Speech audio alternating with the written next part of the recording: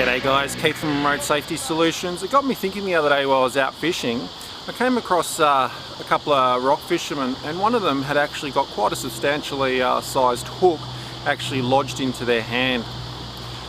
I was sitting there thinking and watching as they were trying to get pliers out, bending over the barb, trying to snip the end of the barb off, trying to feed the hook through, what our first aid protocols are for something like that. And as we know, it's a penetrating wound injury, okay? So just because it's a hook, just like any penetrating wound injury, we want to leave it in situ and get it removed by medical professionals. So we've come up with this little scenario, and we're going to guide you through a way and a technique that we use in our remote area first aid courses.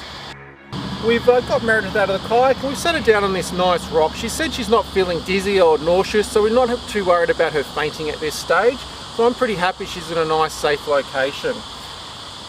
Obviously the first thing we note, we've still got the fishing line that's attached to that hook.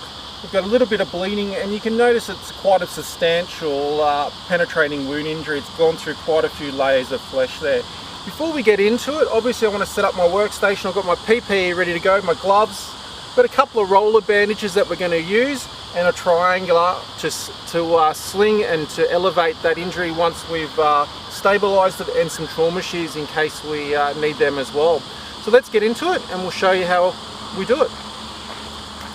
First thing I want to do is obviously I want to remove the tailing line of the hook, of the line, just to make sure that no one can trip on that. I take our trauma shears and we simply just snip that line off and move that out of the way.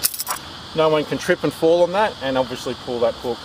Secondly, I want to take a couple of two roller bandages. If you've done a first aid course with us before, you know my little pet hate with these guys, okay? One of the biggest infection issues that we can have as a first aider. Make sure we take them off and put them somewhere safe where we're not going to lean on them. So I'll take one bandage, take a second bandage, and all I'm going to do is to stabilise this hook is really simply take the two bandages and very carefully, looking at our patient to make sure that we're not causing any discomfort, basically apply those bandages nice and firm around that penetrating hook injury. I asked the patient, Meredith, would you mind just supporting those for us, just keeping them nice and tight together? Great, so she's got them secure, okay? We force that bottom of that bandage around that wound so it's also controlling any bleeding, okay? I take, again, I just dropped one of these, take my two little clips and put them into a safe location. And all we do simply is we apply a bandage directly over the top. We don't want to go right over the hook. Obviously we don't want to force that further in, okay? And we also want to be able just to peer in there just to have a look if that injury is still bleeding. So what we do, we just get them just to rise that hand off the ground. Okay, I'm just going to go under the thumb there, okay, just beside it, under the thumb while they're still supporting. It's always good to get your patient to give you a hand. It makes life a lot easier, especially when you're working on your own, which is more than likely in a remote location. Okay, it might be just you. Okay, I've got that supported now. Just let her know what I'm doing. I'm just going to keep wrapping this up. As I said, we just want to keep a little observation hole there so we can see what's going on. Apply this bandage.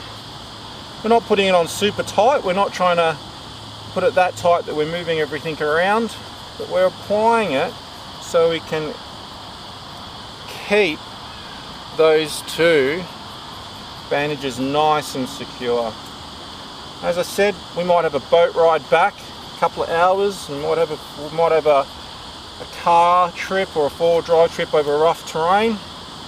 So we want to make sure this is nice and stable. How's that feeling for comfort, Meredith?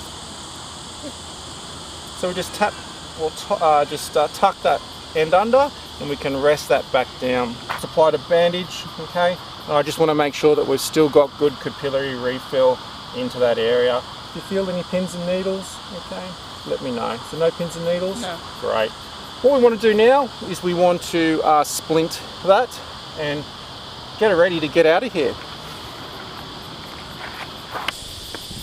Okay guys, I hope you enjoyed that video. If you did, make sure you check us out on Facebook, Remote Safety Solutions, or at Remote Safety for both Twitter and Instagram. If you see the team out on the road, make sure you say g'day. Otherwise, until next time, have fun and keep it safe. See ya.